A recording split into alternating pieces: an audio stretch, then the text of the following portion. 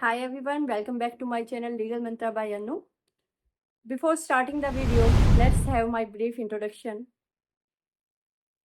Okay, so now let's start the video. आज का जो हमारा टॉपिक है दैट इज क्रुएल्टी। अब जो क्रुएल्टी के प्रोविजंस हैं वो है सेक्शन 498A IPC, जो अब सेक्शन 85 एंड 86 BNS हो चुका है। आज हम 3 क्वेश्चन से डील करेंगे। जो पहला क्वेश्चन है वो है कि सेक्शन 498A IPC या सेक्शन 85 86 क्या वो जेंडर स्पेसिफिक है या वो जेंडर न्यूट्रल है।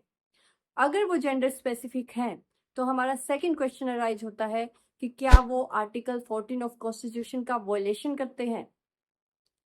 और जो हमारा थर्ड क्वेश्चन होगा दैट विल बी कि अगर कोई वाइफ अपने हस्बैंड पे फॉल्स एलिगेशन लगा देती है, क्रुएल्टी के चार्जेस लगा देती है, सो हस्बैंड के पास फिर क्या रेमेडीज अवेलेबल हैं। ये सब हम देखेंगे 2 जजमेंट्स के थ्रू। पहली जो हमारी जजमेंट होगी that is Rajesh Chandra versus state of UP 2025 supreme court. And जो सेकंड जजमेंट हम डील करने वाले हैं that will be Janshruti people's voice of India versus union of India 2025 supreme court. So first जो हमारा क्वेश्चन है दैट इज सेक्शन 498A क्या gender specific है। अगर हम सेक्शन 498A IPC या फिर सेक्शन 85 और 86 BNS अगर हम उनकी लैंग्वेज में जाते हैं बेयर एक्ट की, तो वहां पर वर्ड मेंशन है अगेंस्ट हस्बैंड और रिलेटिव ऑफ हस्बैंड। सो यहाँ से क्या क्लियर होता है कि सेक्शन 498A या सेक्शन 85 86 BNS ये सिर्फ वीमेन को प्रोटेक्शन प्रोवाइड करते हैं, एक वाइफ को प्रोटेक्शन प्रोवाइड करते हैं, हस्बैंड को नहीं। सेक्शन 86 जो है डेफिनेशन क्लोज की बात करता है कि क्रुएल्टी का मतलब क्या होगा।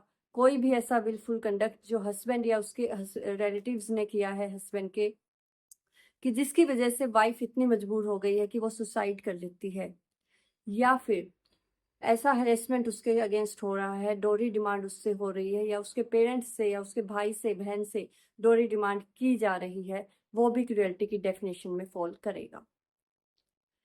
सो फर्स्ट क्वेश्चन का आंसर हमें मिल जाता है। जो हमारा सेकंड क्वेश्चन है कि क्या ये आर्टिकल 14 को वॉयलेट करता है कॉन्स्टिट्यूशन के।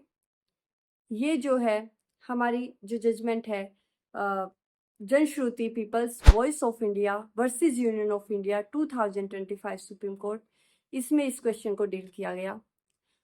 अब क्या है कि जो आर्टिकल 14 है कॉन्स्टिट्यूशन का वो बात करता है equal before law and equal protection of law, कि सारे के सारे जो है जो पर्सन्स हैं वो इक्वल होंगे, किसी के साथ कोई डिस्क्रिमिनेशन नहीं हो सकता। लेकिन आर्टिकल 14 के लिए एक फ्रेज फेमस है कि equals can be treated like equals but unequals can not be treated like equals. इसका जो हमें उदाहरण देखने को मिलता है कि हमें आर्टिकल 15 प्रोवाइड किया गया है कॉन्स्टिट्यूशन में, जहाँ पर scheduled caste, backward classes, EWS इन सब के लिए रिजर्वेशन प्रोवाइडेड है। अगर हम बात करें आर्टिकल 15 क्लॉज 3 की, तो वहाँ पर स्पेसिफिक मेंशन किया हुआ है कि गवर्नमेंट अगर चाहे तो कोई भी लॉ बना सकती है in favour of women and children. So अगर हम इस क्वेश्चन पे आते हैं तो ये आर्टिकल 14 का वॉयलेशन नहीं है, क्योंकि इसको आर्टिकल 15 क्लॉज 3 कॉन्स्टिट्यूशन की प्रोटेक्शन प्रोवाइड है। इसलिए सेक्शन 498A IPC या सेक्शन 85 86 BNS कहीं से भी आर्टिकल 14 को वॉयलेट नहीं करते। अब आ जाता है कि अगर कोई वाइफ हस्बैंड के ऊपर फॉल्स एलिगेशन लगा देती है, ऐसा ही इस केस में हुआ जो हम अभी करने वाले हैं। केस का नाम है Rajesh Chandra versus state of UP 2025 supreme court. इसमें जो है ये 25 साल पुराना केस है। इसमें एक हस्बैंड को कॉन्विक्ट कर दिया गया था ट्रायल कोर्ट के द्वारा कि उसने अपनी वाइफ पे जो है क्रुएल्टी की। अब क्या होता है कि सुप्रीम कोर्ट के सामने केस आता है, कॉन्विक्ट जो है अपील डालता है सुप्रीम कोर्ट के सामने।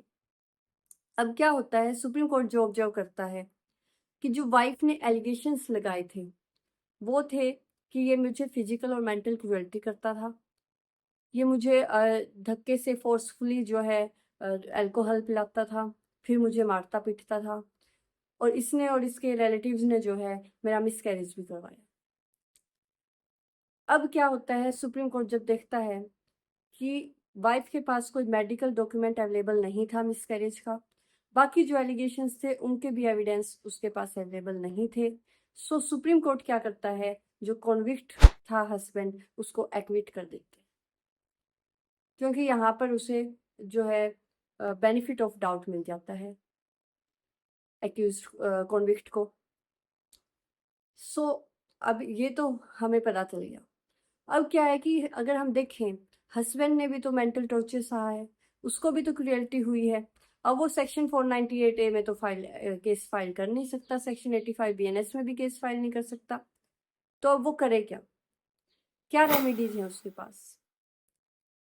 अगर हम देखें सेक्शन 182 IPC, जो अब सेक्शन 217 BNS हो चुका है, वो बात करता है कि अगर कोई फॉल्स स्टेटमेंट प्रेजेंट करता है पब्लिक सर्वेंट के सामने, तो वो सेक्शन 182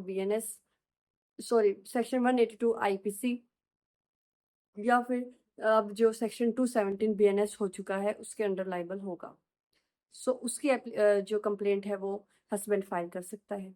सेकेंडली, जो हमें IPC में प्रोवाइडेड है सेक्शन 211, और अब BNS में जो बन चुका है सेक्शन 248, वो बात करता है कि अगर कोई फॉल्स चार्जेस लगाता है तो उसके खिलाफ जो है केस फाइल किया जा सकता है। या फिर हस्बैंड और क्या कर सकता है, एंटीसिपेटरी बेल के लिए अगर हस्बैंड जो है अभी तक अरेस्ट नहीं हुआ है, तो एंटीसिपेटरी बेल के लिए वो जो है प्री अरेस्ट बेल जिसको कहते हैं, उसके अंडर जो है सेक्शन 438 के अंडर वो एप्लीकेशन फाइल कर सकता है। और क्या कर सकता है, और जो है वो सेक्शन 482 CRPC या जो अब सेक्शन 528 BNSS हो चुका है, भारतीय नागरिक सुरक्षा संहिता का, वह उसके अंडर जो है वो क्वेश्चन की एप्लीकेशन डाल सकता है हाई कोर्ट में कि FIR की जो है क्वेश्चन कर दी जाए। या फिर हिंदू मैरिज एक्ट का जो हमारा सेक्शन 13 है, क्लॉज 1 सब क्लॉज 1A, उसमें जो वर्ड मेंशन है that is cruelty on behalf of any party. अब उस पार्टी में क्या आ जाता है, हस्बैंड भी आ जाता है, वाइफ भी इंक्लूड होता है।